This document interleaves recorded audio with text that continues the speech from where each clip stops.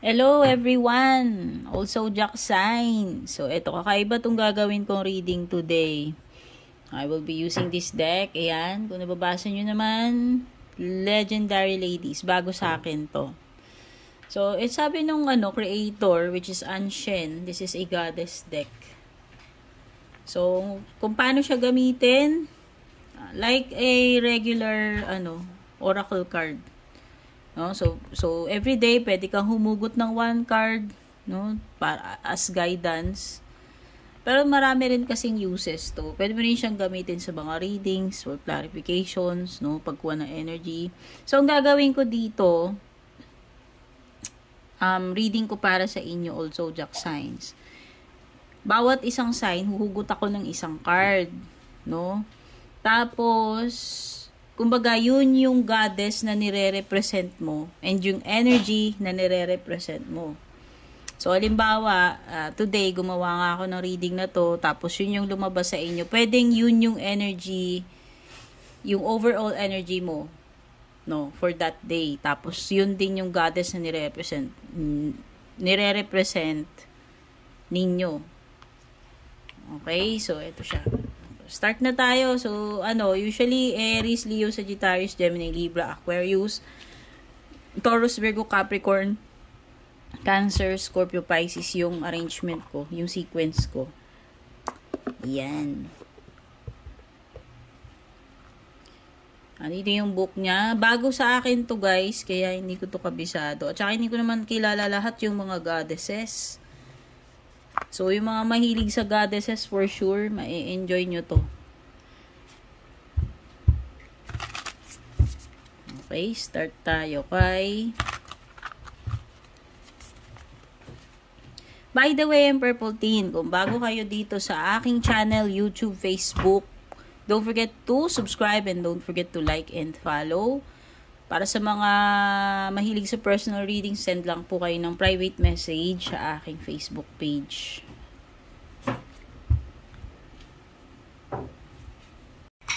Yan, ito muna tayo kay Aries. So, Aries, which goddess do you represent? Which goddess represents you?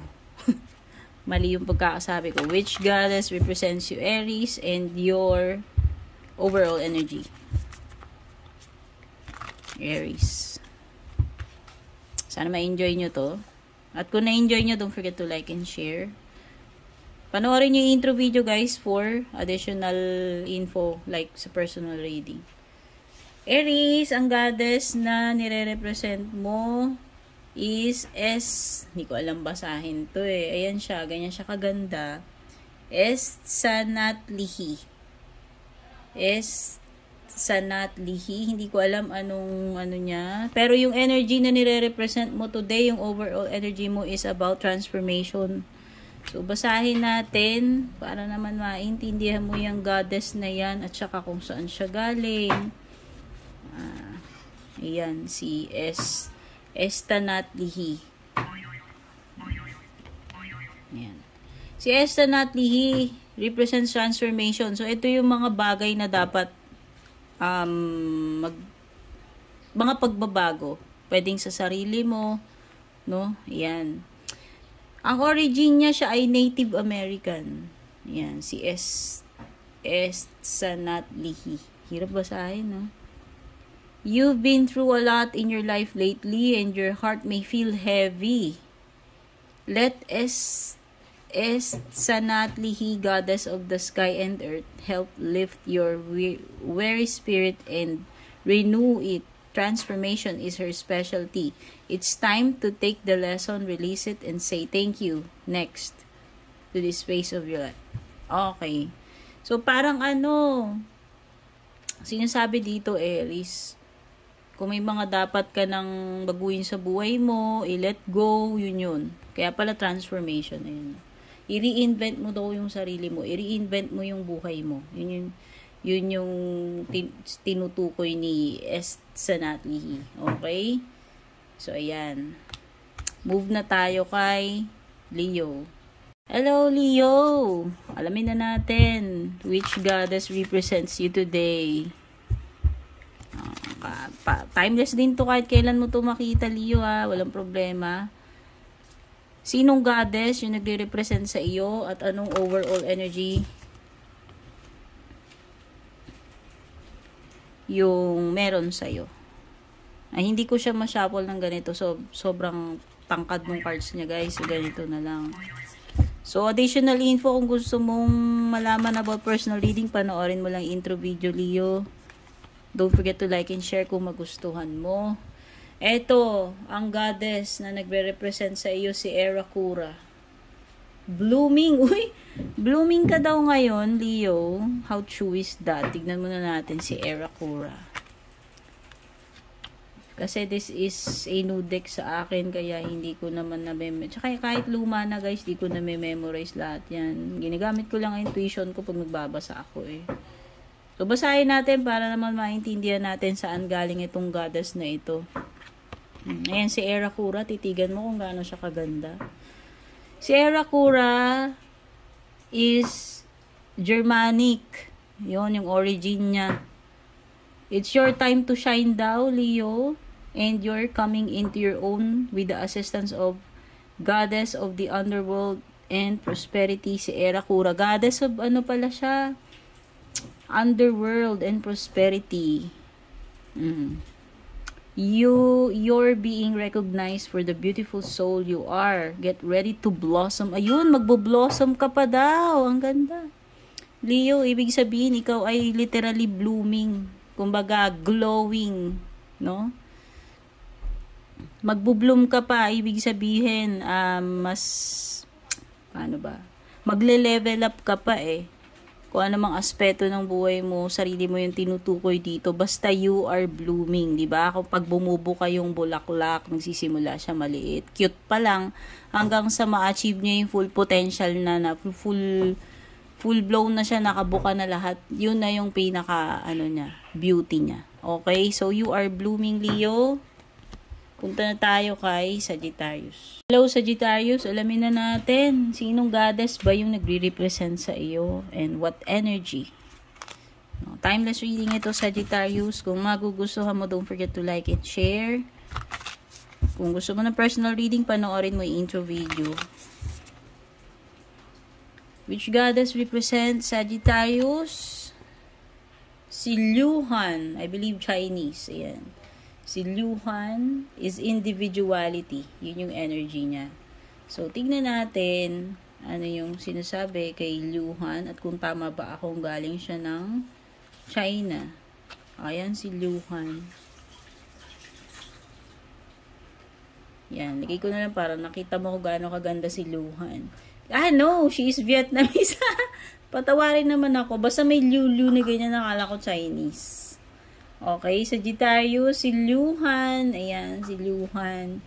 Luhan ay Vietnamese ang origin. At ang nire-represent niya ay individuality. Yun yung energy mo ngayon. You've got the sign to go your own way, even if it's not what's conventional or acceptable. Goddess Luhan blesses you with gifts of talent and confidence to blaze the trail. Oh, narinig mo yon, Sagittarius? Oh, ibig sabihin, hindi takot maging mag-isa ito si Luhan. Individuality nga eh. Wasya pake kung yung iba nagfa-flock sila together, sila, gaya-gaya sila, pare-pareho sila. Siya hindi. She follows her own trail. Ganyan ka, paano ba? Ka-fierce, paano ba? Hindi fierce eh. Hindi ko alam what word yung magbe-best describe doon. Pero, sabihin na natin na she is hindi kagaya nung iba. Hindi siya takot na mag-follow ng sarili niyang path, hindi kagaya nung iba. Ganun ka-individual na tao ito si Luhan. So, ikaw yun, nire-represent mo sa Sagittarius. O, diba? Okay, ayan siya. So, move na tayo kay Gemini. Hello, Gemini. Which goddess represents you? And what energy Tingnan na natin. Sinong goddess na nag-represent kay Gemini? So, this is a timeless reading, Gemini. Kahit kailan mo ito makita. At kung interesado ka sa personal reading, pakipanood yung intro video, yung video sa umpisa. At kung nagustuhan mo, don't forget to like and share. Which goddess represents Gemini? Si ano to? Paano ba nga to? Oshun. Ayan, Oshun about forgiveness. Yun yung energy mo. Baka may mga dapat patawarin. No? Whether ikaw yan, dapat magpatawad, no? Si Oshun. Sige, basahin natin si Oshun. Anong origin ni Oshun? Bago lang kasi sa akin to, Gemini. Hindi ko pa nabasa to lahat. Pero tignan natin. Ayun si Oshun. Ayan, hanap ko na. Ayan, tigtigan mo kung gaano kaganda si Oshun. Dami niyang sunflowers. Parang si si Queen of Wands, Fire. Okay. Ang origin ni Oshun is Yoruba. Hindi ko alam saan lugar yun, guys. Basahin na natin yung description niya. You've been hurt and Oshun is here to help soothe and nurture your heart. So ikaw yung need na magpatawad. Ayan, forgiveness yung overall energy mo ngayon. Kahit masakit, ewan ko lang kung carry mong magpatawad. Forgiveness is the gift we give others, ourselves pala. Forgiveness is the gift we give ourselves. So let the loving Goddess Oshun guide you through the pain. Love for yourself and will free you from agony. Okay, pwedeng nagsasuffer ka. Pwedeng nasaktan.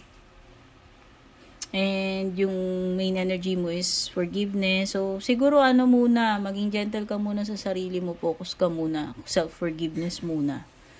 Bago mo rin pagbigyan muna yung iba or patawarin yung iba. Okay? So, move na tayo kay... Sino na ba to? Si Libra na yung next. Libra. Hello, Libra. Which goddess represents you? And what energy? So, this is a timeless reading, Libra. Kung magugustuhan mo, don't forget to like and share. At kung gusto mo ng personal reading, panoorin mo na lang yung intro sa unahan. Pinakaumpisa.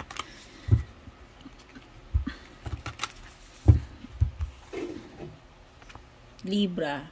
Uy, si Inanna. Alam mo, Libra, nagagandaan ako kay Inanna. Promise, nung binuksan ko tong deck na to, isa siya sa nagagandahan. Ay, titigan mo kung gaano kaganda si Inanna. So, the energy representing you right now is desire. Tignan natin. Baka may matindi kang desire dyan, Libra, about something or someone. For someone, uy, sino yun? Tignan muna natin origin kasi hindi ko alam yan si Inanna kung saan siya galing. At bago itong deck na ito, hindi ko alam kung... desire. Ayan. Ay, Sumerian siya, dear. Tignan mo naman kung gaano kabongga. Siguro ginto yung mga yan. Oo, ginto yan. So, Inanna is from Sumerian. Yung origin niya is Sumerian siya. Tapos, desire yung overall energy mo ngayon. Queen of Heaven, Inanna embraces all those who seek her care. Accept her vision and gifts to find what your heart truly longs for. Take note, Libra. Ano ba talaga yung totoong dinedesire ng puso mo? Yun. Now is the time to give in to your desires. Pagbigyan mo daw muna yung sarili mo, yung nilalaman ng puso mo. Accept what's truly yours and release what isn't. Yun yung bonus. Okay, release mo yung hindi dapat nasa'yo. At mag-focus ka dun sa sa desire mo. Okay, Libra, sana nagustuhan mo to. Lipat na tayo kay Aquarius. Hello, Aquarius. So, alamin na natin which goddess represents you and what energy. This is a timeless reading, Aquarius. Kung magugustuhan mo to, don't forget to like and share. At kung gusto mo personal reading, panoorin mo na lang yung intro video natin. Yung video sa pinaka-umpisa. Aquarius, which goddess represents you?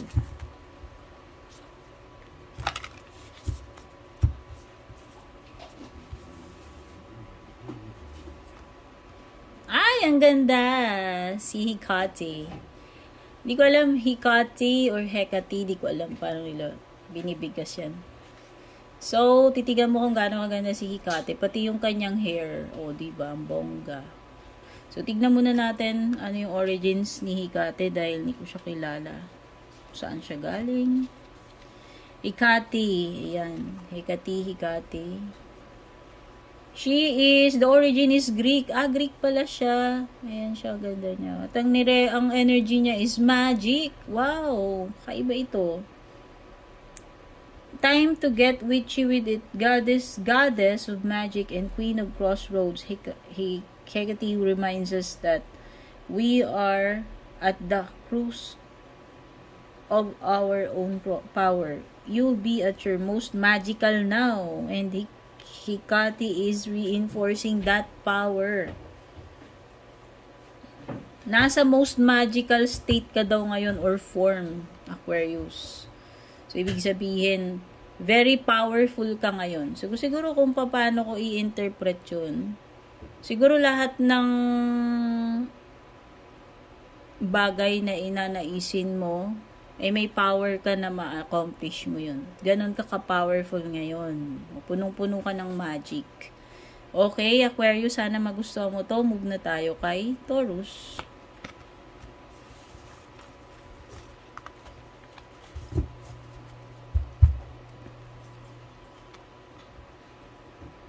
Hello, Taurus. Which goddess represent you and what energy? This is a timeless reading, Taurus. Kung magugustuhan mo, please don't forget to like and share. At panood yung intro video kung interesado ka sa personal readings.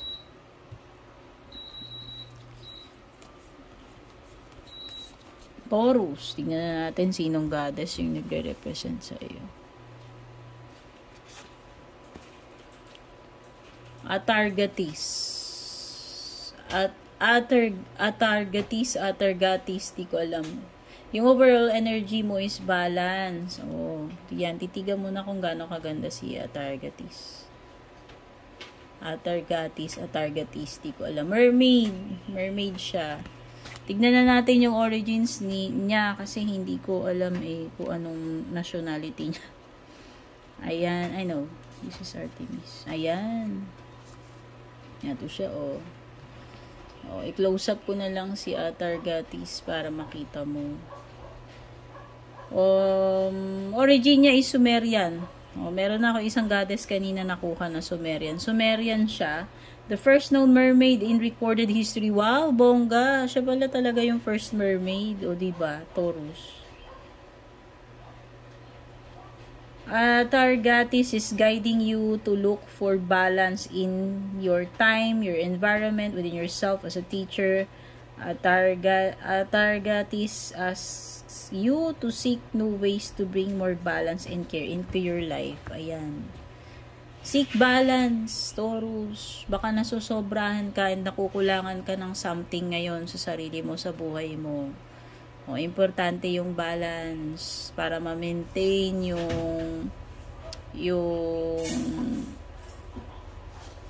yung perfect state mo, syempre.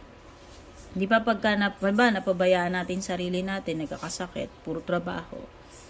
Ayan, ibig sabihin seek balance, kailangan gawa ka ng way para mabalanse mo yung schedule mo, kung ano man yung mga bagay na nawawalan ng balance ngayon sa sarili mo. Okay, Taurus? Lipat na tayo kay Virgo. Hello, Virgo. Which goddess represents you? At what energy? This is a timeless reading, Virgo. Kahit kailan mo makita at kung magugustuhan mo, please don't forget to like and share. Para sa personal reading, panoorin mo na lang yung intro video. So, sinong goddess ba yung nagre-represent sa iyo? Virgo. Si Rhiannon. Wow, ganda. Isa to sa mga famous goddess. Si Rhiannon. Ayan siya. Titigan mo kung gaano kaganda. At ang overall energy mo is enchantment. Tignan na natin. Basahin na lang natin si Rhiannon kasi hindi ko alam yung tungkol kay Rhiannon. Si Rhiannon, ayan. Close up natin si Rhiannon. makita yung kagandahan ni Rhiannon. Si Rhiannon, origin niya ay Welsh. You have so much magic and power in you. Don't be afraid to use it. Oy, wag ka daw maging shy. Gamitin mo yung mga powers and talents mo. Great sorceress and goddess Rhiannon is guiding you and enhancing your powers of enchantment right now. You'll find things coming more easily. Meron ka sigurong gift of enchantment. No, yun yung sinasabi. Virgo. Oh, 'di ba? Meron kang natural na charm. Okay? Virgo, sana nagustuhan mo 'to. Move na tayo kay Capricorn. Hello Capricorn. Ito yung goddess na nagre-represent sa iyo. Alamin natin which goddess represents you and what energy. This is a timeless reading, Capricorn. Kahit kailan mo 'to mapanood. At kung magugustuhan mo 'to, please don't forget to like and share. Para sa personal reading, panoorin nyo lang yung intro video. Yung video sa pinaka-umpisa.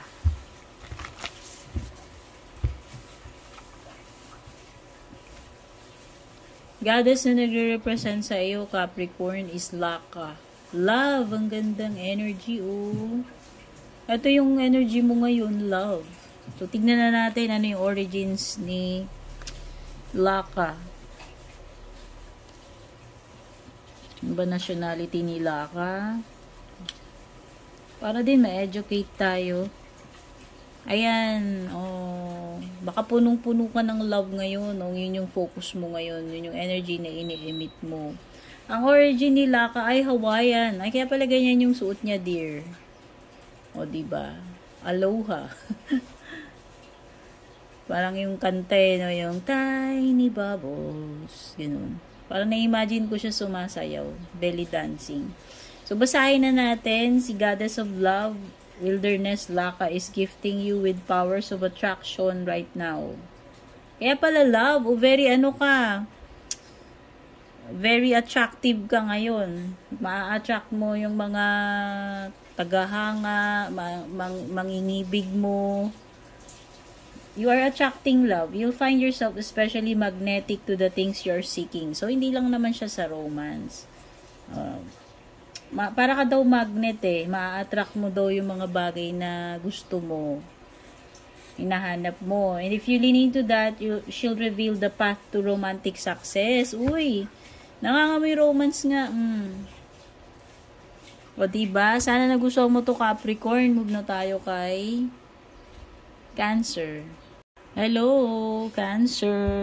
Which goddess represents you and what energy? Alamin na natin. Kung magugustuhan mo to, Cancer, please don't forget to like and share. At kung interesado ka sa personal reading, pakipanood na lang yung video sa pinakaumpisa, yung intro video, nandun yung mga details.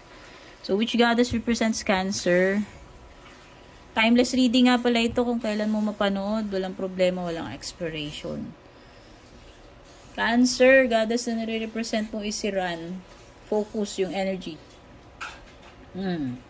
Baka, ano to, dapat mag-focus ka muna ngayon sa ginagawa mo. Hindi ko alam, basta basahin natin. Tignan natin, ganyan. Titigan mo siya kung gaano siya kaganda. Mermaid din siya.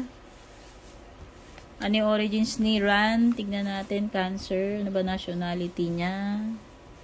At basahin natin yung kabuuan ng description. Para ma-educate tayo. Ayan, si Ran. Hanap ko na. Close up natin kung gaano kaganda si Ran. Focus. Ang origin niya ay Norse. You will easily attract what you want. Cancer. Yun yung sinasabi dito. So, ano mo na yung mga wants mo kasi mukhang ma-attract mo yan. Madali lang. Hindi ka daw mahirapan. So, be careful what you wish for. Yun nga lang. Hindi lang positive. So, maging maingat ka kung ano yung mga gusto mo. No? Be careful what you wish for kasi kahit na negative, pwede mong ma-attract. No? So, that lagi ka lang positive. Goddess of the Sea. Goddess of the Sea pala siya, kaya pala ganyan. Goddess of the Sea, Ran gives you the ability to focus easily and what will help you become more magnetic. So, magnetic ka ngayon. Ma-attract mo easily yung mga gusto mo. Kaya be careful what you wish for, Cancer. Okay? Move na tayo kay Scorpio. Hello, Scorpio. Which goddess represents you and what energy? Alamin natin. This is a timeless reading, Scorpio. Kahit kailan mo ito mapanood, walang problema. Hindi mag-e-expire. No? Kung kailan mo siya matsyempuhan. At kung magugustuhan mo to, Scorpio, please don't forget to like and share. Panoorin mo na lang yung intro video. Kung gusto mo ng personal reading, lahat ng details nandun. Pinakaumpisang video. Scorpio, ang goddess na nire-represent mo is Aditi. Creation. Parang Indian no? Creation yung energy. Tignan na natin. Ano yung origin ni Aditi? I believe siya yung pinakaunang card sa deck. O, tama. Siya nga. Si Aditi, ang origin niya ay Hindu. Tama. O, diba? Sabi ko na, Malabumbay. Hindu. Titigan mo kung gaano kaganda si Aditi. So, basahin na natin. Goddess of the Universe. Wow, Goddess of the Universe pala siya. Ngayon ko lang nalaman. O, yan, na-educate tayo dito. Goddess of the Universe, Aditi, is empowering you to create at will. Create. Kaya pala creation. Ayan, huwag kang matakot mag-create. Be the change you want to see in the world. Go out and make it happen. Oh. Narinig mo yung mensahe sa'yo. Huwag kang matakot na mag-create. Kung kaya mong gawin yung mga changes na gusto mo. Okay? Be the change that you wanna be. Kung gusto mo i-transform yung sarili mo, yung paligid mo, you have the power. Okay? Sana nagustuhan mo yan. Move na tayo kay Pisces. Hello, Pisces. Ito yung goddess na nagre-represent sa'yo and what energy. Alamin na natin, Pisces. This is a timeless reading pala, Pisces. Kahit kailan mo matsyempuan, walang problema. Kahit sobrang tagal mo na kung kailan matagpuan ito. At kung magugustuhan mo, please don't forget to like and share. At kung gusto mo ng personal reading, panoorin mo na lang yung intro video. Lahat ng details nandun. Yung video sa pinakaumpisa. Which goddess represents you, Pisces, and what energy?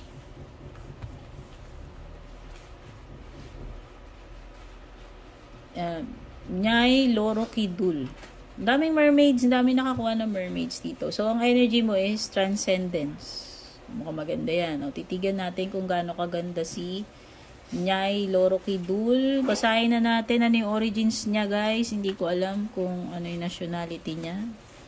Para ma-educate tayo.